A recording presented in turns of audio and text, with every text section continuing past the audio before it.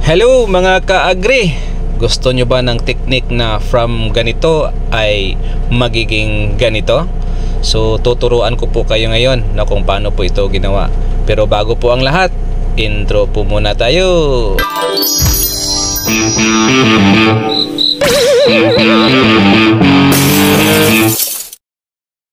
Hello mga ka-agri, no? Isang magandang araw po sa ating lahat, no?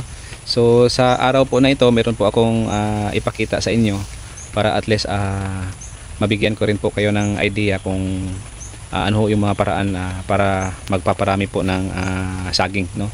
So dito tayo ngayon sa plantation, tapos kibalikan natin yung ginawa nating trial last 4 weeks ago, no?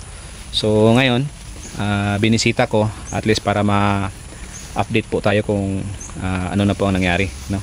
So sa mga gusto pong magparami ng saging, marami ho talagang paraan kung paano tayo magparami ng saging. So marami hong method na pwede ninyong gawin. Ito ngayon ituturo ko sa inyo ay pinakasimpleng method lang, no? Actually ipakita ko muna sa inyo yung output nya, then on the next video siguro ipakita ko sa inyo kung paano natin ginawa.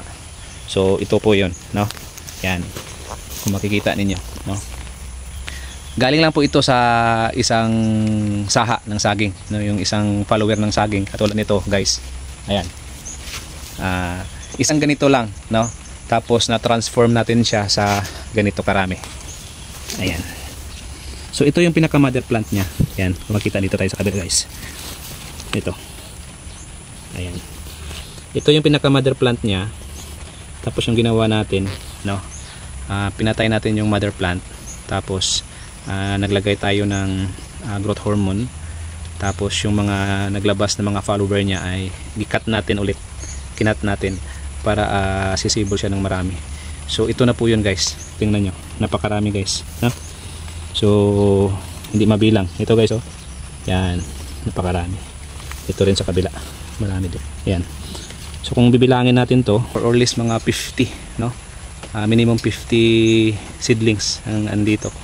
So from one plant na transform natin siya na minimum 50 seedlings. Ayan, continue po yung iba na nagbunga, guys. Ayan, so ituturo ko po sa inyo kung paano natin to ginawa doon sa nursery mismo, kasi nasa field tayo eh. Ito yung areas na kung saan i-conduct natin yung trial. So ayan, ito na nangyari, guys. So ito yung pinakamaganda, guys, oh. Yung dito banda, guys, oh. Ayan, kung makita niyo. Yan, ang dami. So meron pang bagong sibol. Okay, so hanggang dito na muna, guys. Pasensya na, medyo umuulan kaya nakatalokbong. So until next video, guys, ano lang po kayo, subaybay lang po kayo para ma-update po tayo. Yan lang po, maraming salamat.